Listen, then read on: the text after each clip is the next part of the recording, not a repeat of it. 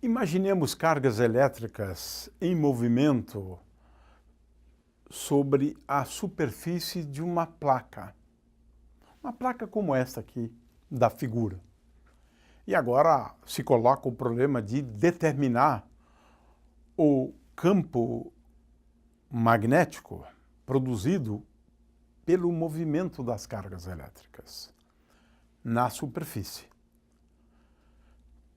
A proposta aqui é determinar o campo magnético utilizando a lei de Ampère. No entanto, a lei de Ampère, nesse caso, não é nada útil. Ela se torna útil quando a gente faz uma aproximação, onde, ao invés de uma placa, nós consideramos o plano como sendo infinito. É uma aproximação, é claro, mas às vezes ela é bastante útil e, nesse caso, ela é importante para a gente entender alguns aspectos conceituais da lei de Ampère. Esta plaquinha aqui, quando percorrida por uma corrente elétrica, determinar o campo magnético não dá, utilizando a lei de Ampère, claro, né? Existem outras formas de resolver esse problema, né? Muito bem, neste caso, a gente está analisando o movimento de cargas elétricas num plano infinito. E, para efeito de simplificação, nós vamos tomar, né, este plano, o plano, como sendo o plano XY, né, e esse plano é também descrito como o plano para o qual todos os pontos sobre o plano têm a coordenada z igual a 0. É uma forma da gente conceituar ou especificar este plano. Nesse caso, estamos admitindo uma densidade de cargas superficiais, né? De tal forma que a densidade de corrente J vai ser dada pelo produto da densidade superficial de cargas, né, vezes a velocidade, e essa expressão para J, né, e nós podemos escrever esta velocidade, naquele caso, se todas elas têm a mesma velocidade, como temos aqui nesta figura, então podemos escrever isso como sendo igual a sigma vezes v vezes i. I é o versor nessa direção. Portanto, nós estamos considerando um ponto qualquer, né, como um ponto de origem do referencial. Vamos considerar esse eixo aqui como sendo o eixo z perpendicular ao plano, né? Esse plano é o plano z igual a 0. Aqui vamos colocar o eixo x, né? E finalmente este aqui, por exemplo, o eixo y, né? Com isso, temos aqui o referencial. A densidade de corrente é um vetor que só tem a componente x, né? E é dada por essa expressão. Sigma aqui é a densidade superficial de cargas, né? Muito bem. A primeira questão envolve a determinação do fluxo de J, ou seja, quanto passa de carga elétrica por unidade de tempo quando eu considero uma superfície, no caso aqui tem lados, digamos, A e B, uma superfície, né, retangular, né? Quando eu tenho uma superfície retangular que é perpendicular a este plano aqui, né? Podem imaginar, né, olhando agora desse ângulo aqui, que as cargas elétricas estão passando por aqui. E saindo, né, do plano, este da lousa, né? Muito bem. Neste caso, o que nós estamos querendo determinar é a corrente que passa quando eu considero essa superfície perpendicular. Ora, nesse caso, nós estamos falando, né, do fluxo de J através desta superfície. E eu vou orientar esta superfície, né, de tal maneira a que a normal a essa superfície seja paralela a J, de forma que J, né, escalar N, é simplesmente sigma vezes V, ou, de acordo com a notação do exercício, J sigma. Muito bem. O fluxo, ou a corrente I que passa por esta superfície aqui, na realidade, é igual ao produto de J vezes esse comprimento B. Isto porque, nesta parte aqui, nós não temos corrente, nem nesta parte aqui. Portanto, esse é um exemplo onde eu escrevo a corrente como sendo dada pelo produto J sigma vezes o comprimento B. Isto me dá a taxa com que cargas elétricas passam por esta superfície. Não depende de A. De fato, se eu tomar A cada vez menor, a quantidade de carga é a mesma, não depende de A. Eu não vou poder multiplicar J pela área nesse caso. De forma que aqui eu tenho, então, a resposta para a primeira parte do problema. Eu tenho uma corrente elétrica, ou seja, cargas passam por aqui com uma taxa, isto aqui é igual a dq dt, com uma taxa que é dada por J sigma vezes B. Né? Muito bem. Agora vamos à segunda parte do problema, onde a gente vai escrever a expressão para o campo magnético produzido por essa distribuição de correntes, né? E eu escrevo, então, B como função de R, como sendo dado por μ0 sobre 4π. E agora eu tenho uma integral, mas essa integral aqui, já que J só está no plano, ela só está no plano Z igual a 0, né? Então eu posso escrever aqui J sigma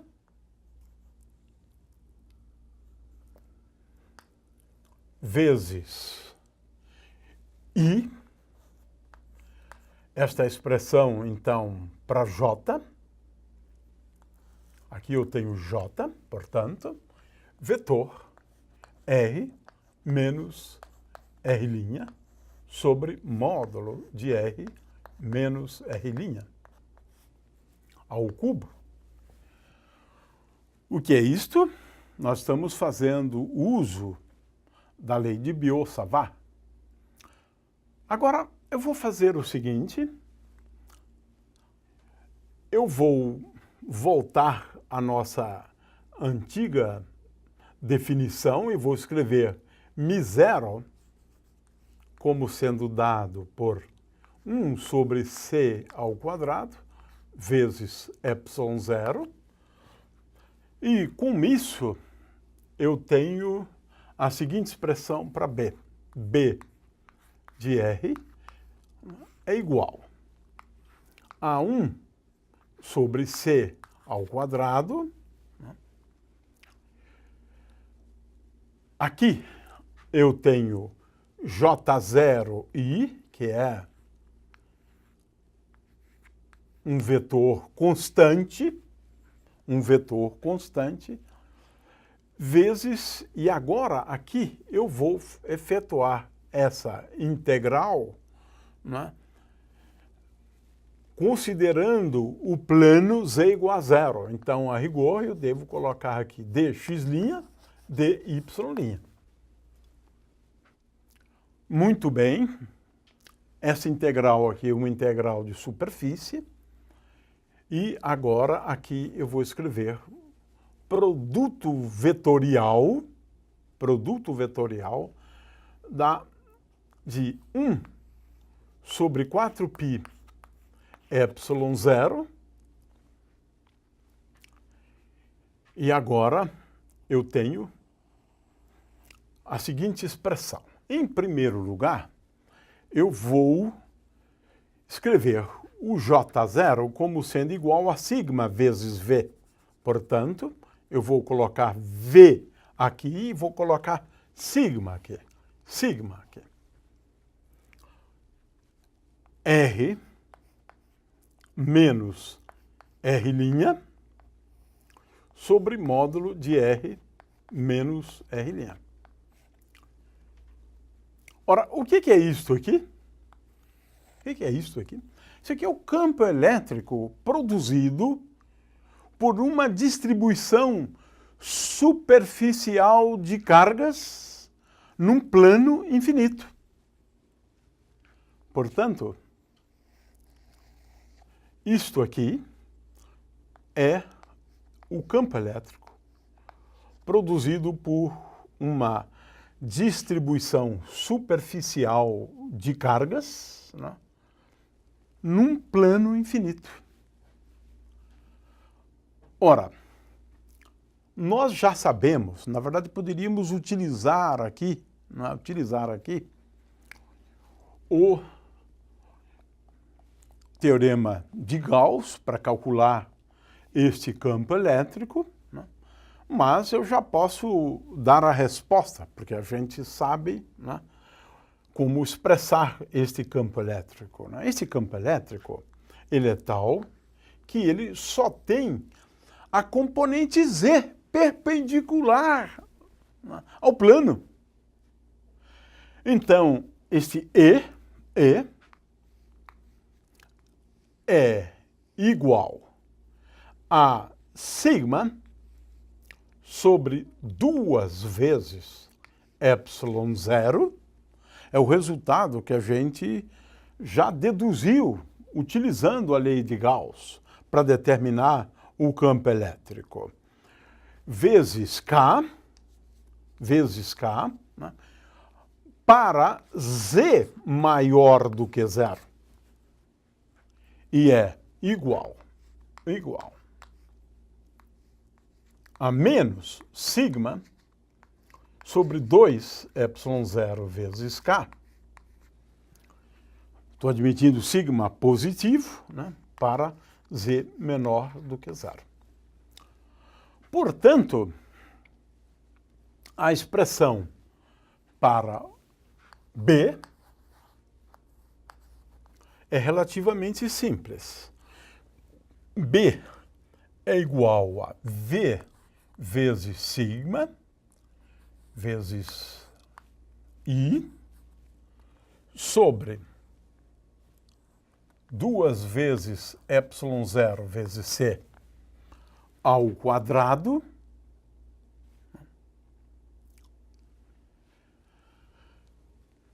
vetor, eu já coloquei aqui V sobre vetor K. Eu já coloquei aqui sigma sobre 2 epsilon zero, né? Sigma sobre 2 epsilon zero, aqui nesta expressão, né? e tenho aqui ε0 vezes c ao quadrado. Consequentemente, B é igual a 1 sobre ε0 vezes c ao quadrado é igual a μ0. Então, voltamos lá com o nosso μ0 vezes V vezes sigma sobre 2. Ou, se quiser, μ0 vezes J sigma, uma outra forma de escrever. Porque J sigma é V vezes sigma. E agora, veja bem, isto aqui para Z maior do que zero. Sempre para Z maior do que zero. E agora aqui eu tenho I vetor K. I vetor K. Vamos lá. Se o I está aqui, se o I está aqui, e este aqui é o vetor K, então o I vetor K é igual a menos J por essa orientação que a gente tem aqui. Então isso aqui é menos J. Né? B, portanto, é igual a menos μ0 vezes V vezes sigma sobre 2 vezes J. Isto, né, para Z maior do que zero, para Z maior do que zero, B muda aqui de sinal. Portanto, isso aqui para Z maior do que zero, e finalmente B é igual a este valor, μ0 V0, μ0 vezes V vezes sigma vezes J, sobre 2, né, para Z menor do que zero. Z maior do que zero é acima do plano e Z menor do que zero é abaixo do plano. Consequentemente, o resultado é claramente, né, um campo magnético uniforme que tem sempre a direção do eixo J, onde J é um versor que é perpendicular, né, tanto ao plano, né, quanto à densidade de corrente. Né? Ora, esse aqui é um resultado que seria realmente esperado utilizando a regra da mão direita. Se a corrente está para cá, o campo B está para lá. Foi exatamente isso que a gente obteve. Né? O B, né, está para cá. Né? O B está para cá. Consequentemente, né, o B está sempre nessa direção. É um campo uniforme. Um campo uniforme. Obtivemos um campo uniforme para essa parte de cima, para lá, mas para a parte de baixo aqui, para cá. Para cá. Né? Muito bem. Veja, o que a gente quis chamar a atenção aqui é que se a gente souber a direção do campo, que é um campo uniforme, e que é um campo uniforme, então, eu acabei de determinar o B, né? Mas eu posso determinar o B utilizando a lei de Ampère. Mas para isso, eu preciso saber alguma coisa, não é, sobre o campo magnético. Então, agora vamos voltar, né, a essa figura aqui. Já descobrimos que o campo magnético é nessa região, ele é um campo magnético, então, uniforme, tem essa direção e esse sentido na parte de cima, nessa região. Aqui a gente não precisa determinar para o que a gente vai fazer em seguida, mas na parte de baixo o campo magnético se inverte. Ora, agora eu vou partir do pressuposto apenas, né, de que isso é verdadeiro. Né? Ou seja, eu vou começar escrevendo, agora eu vou usar a lei de Ampère. Eu vou escrever que B é igual a B0, e ainda vou determinar B0, né, vezes J, né, isso para Z positivo, né, para Z negativo, B é igual a menos B0 vezes J, e agora eu vou determinar B0. Como é que eu determino B0? Considero a circulação, né, do campo B, através de um caminho fechado, B escalar dl, né? E ao longo deste caminho eu vou obter que isto aqui é igual a μ0 vezes I. Está aqui, né? Qual é o caminho que eu vou escolher? Eu preciso escolher um bom caminho, né? Eu vou escolher esse caminho aqui, onde eu considero, né, um caminho contido num plano que é perpendicular ao plano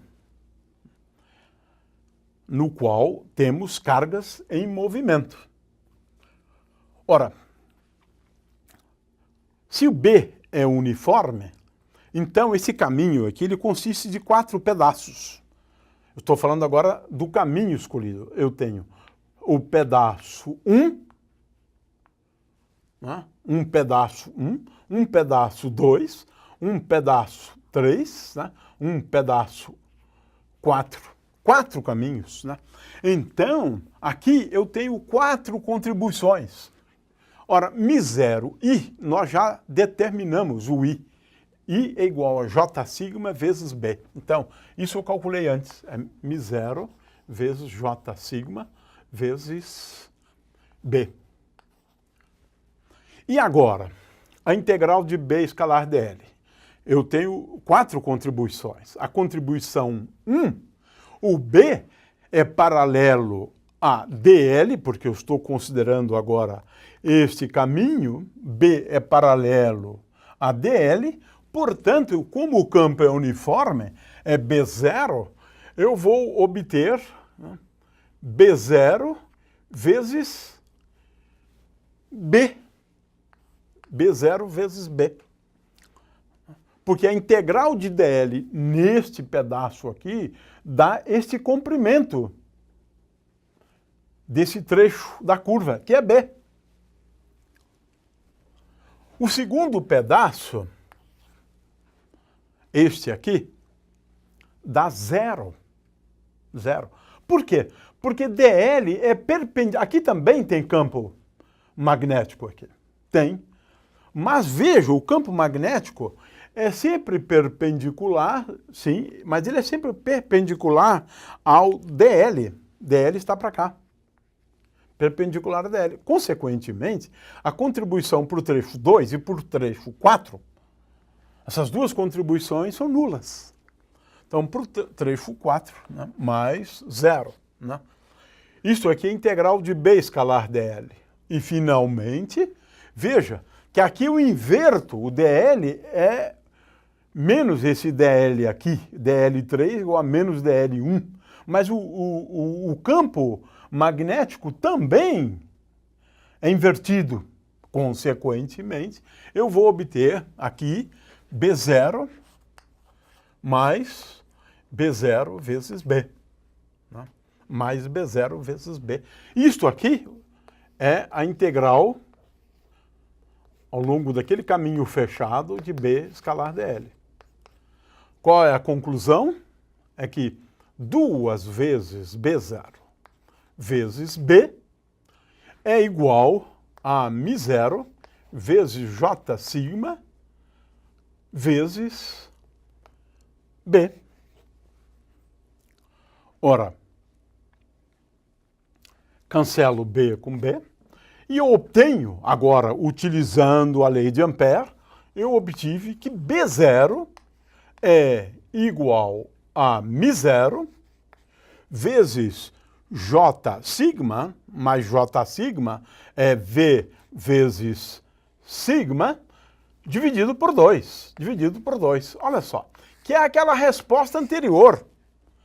E que eu obtive a resposta anterior de uma maneira muito mais fácil agora, usando a lei de Ampère.